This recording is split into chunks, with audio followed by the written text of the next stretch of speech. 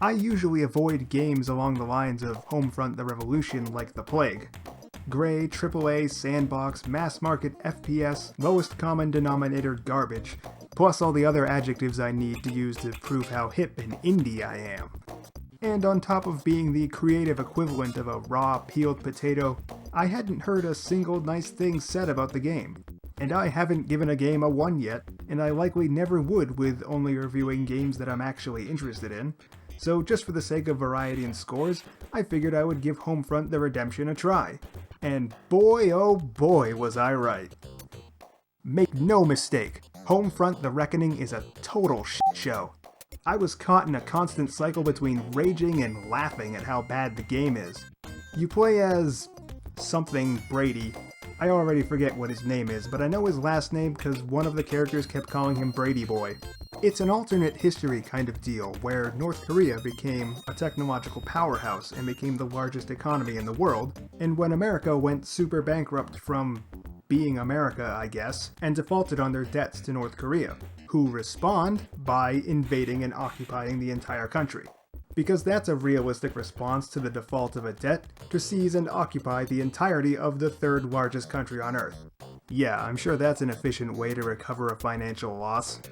Anyway, our faceless, voiceless, witless protagonist Brady is some kind of one-man army who was about to join the resistance to the North Korean occupation, known as the Resistance. But right before he can, they get ambushed. But then he gets saved by the leader. But then he gets ambushed. So you need to save him by bolstering the fighting power of the Resistance and winning over the hearts and minds of the oppressed Americans. The setting of this game comes off more as some right-wing masturbation fantasy than an actual attempt at creating a believable or even interesting scenario. I mean, again, America is freaking huge. Occupying it for any length of time is going to cost a hell of a lot more money than whatever the country owed North Korea. And it's not like they're doing anything to try to turn a revenue off the occupied people. They're certainly not exploiting them for labor. Everyone's just hanging out, wallowing in garbage. And they sure didn't seize many valuables. There are TVs and old electronics strewn everywhere. It's kind of a trope that these AAA shooters will bend over backwards to try to put America into a position of being an underdog. And they'll bend over just as hard the other way to make sure that the game has no coherent message that could be interpreted in any kind of political context, lest they risk alienating any of the delicate flowers who will be sent into a froth over a single critical comment about the country their ancestors stole. Happy 4th of July, by the way. So yeah, the American people are being oppressed. Not in any of those boring ways like mass incarceration, the systematic theft of labor, or voter suppression, but with a cartoonish and impractical oppressive occupation force. That way they don't have to deal with any of that pesky disproportionate effect of social problems by race, and can just have something that affects everyone equally.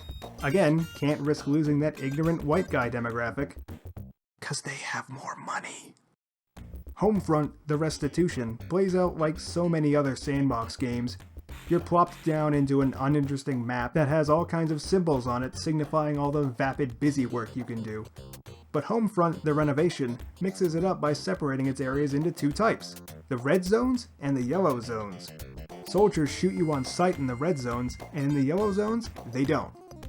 Each area will have multiple strike points in it that the player can capture to turn a chunk of the map blue, which makes fewer soldiers spawn.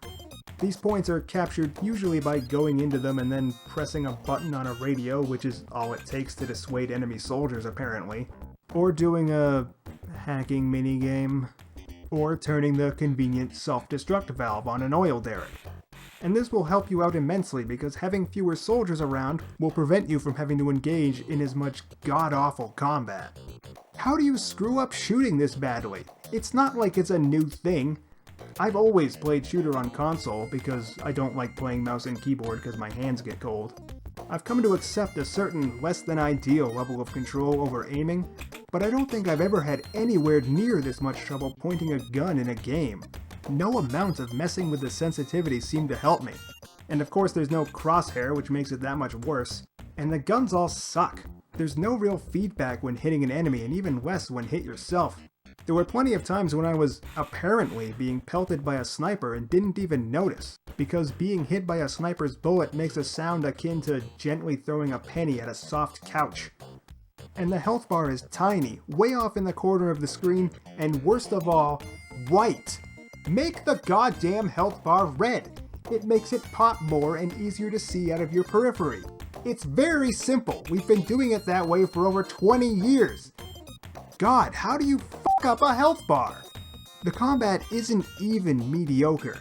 AI is terrible, controls are clunky, there's nothing really interesting you can do. Even with the ability to hack enemy machines, as if that word fucking meant anything anymore. It's so tedious to switch to the special hacking grenades, God, just kill me now, and aim them at whatever metal thing you want to mess with, that even with the terrible shooting, it's easier to just shoot everything.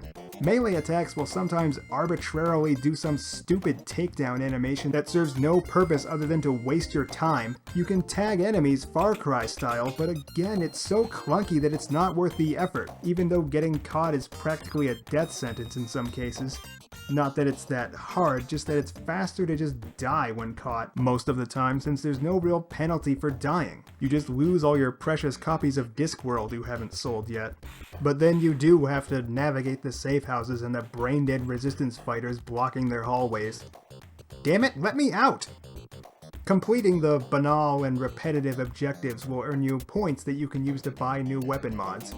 Because the people in the Resistance are dickheads and insist on holding the actual competent, though not interesting, weaponry from you until you can prove yourself, even though you'll have accomplished more alone within 15 minutes of play than their entire organization has since its inception. The weapon mods basically just allow you to turn your guns into different guns. You can make the pistol an SMG or a shittier pistol. The shotgun can be automatic, I guess. You can also buy stuff by collecting contraband and selling it. Stuff like history books and fridge magnets and jewelry and sci-fi novels. Like, which ones? Am I scavenging copies of Slaughterhouse 5 and Stranger in a Strange Land, or are these just old paperbacks of the Star Wars Extended Universe? I'm just trying to figure out if I care. You can use this money to buy boring weapon attachments and boring passive upgrades. The interface to switch mods or attachments is super clunky and unintuitive. It's stupid. The controls in general suck. Interacting with objects is unresponsive. Climbing doesn't work half the time, and the jump height feels weirdly inconsistent. The game will pull your weapon back out when you don't want it to, and you need to fucking switch to grenades and molotovs and whatnot to actually use them. What the fuck is that? Even fucking Fallout's combat is better than Homefront The Revengeance. Think about that. Oh shit, that's right, there's motorcycles. And they're everywhere. And they control like garbage. Of course the game stays in first person while you're steering them. You think they're gonna render the main character? And there's the atrocious field of view I forgot to mention, probably because my mind is rapidly repressing all memories of this game. And worse, you need these stupid things sometimes to power different contraption using motorcycle-based generators, and I'm not even gonna justify that by pointing out how stupid it is. And of course, the physics are not particularly cooperative. Did I mention it runs like shit? Forget 60 frames per second, you'll be lucky if you're getting 20 half the time. And all the weird jerky animations run at even less. The people are like creepy stop-motion wax figures. And the glitches, oh boy the glitches. You'll see plenty of floating vehicles and pedestrians wading through the landscape with the pavement coming up to their knees. And oh my god, she's a witch! How does this run so poorly? What is it struggling with? I can forgive lower frame rates when it's clear it's due to some impressive system or detailed environment. I mean hell, back in the day, Shadow of the Colossus ran at something like 15 frames per second. But it was friggin' rendering fur and a horse and deforming collision frame by frame in real time. What is this piece of crap rendering that's so taxing? It's just concrete barriers and trash. But that's not fair, comparing this and Shadow of the Colossus. They're on a completely different level.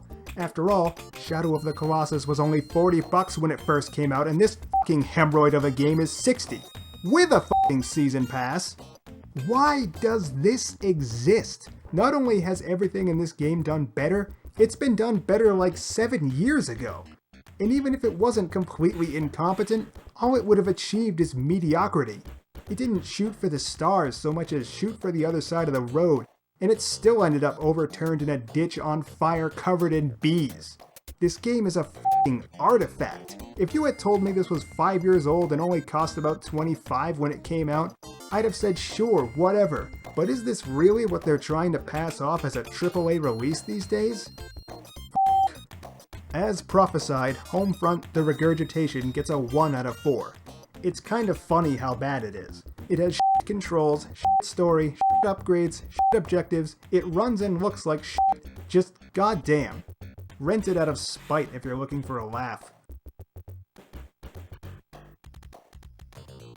Hey, thanks for watching. I know Homefront's a bit of an easy target, but I just wanted to get some venom out of my system. I promise it'll be at least a week before I find another terrible game to review, and in the meantime, maybe there'll be something at least competent coming up. Why not subscribe? That's what I would do. Actually, in that case, it might not be a very good idea.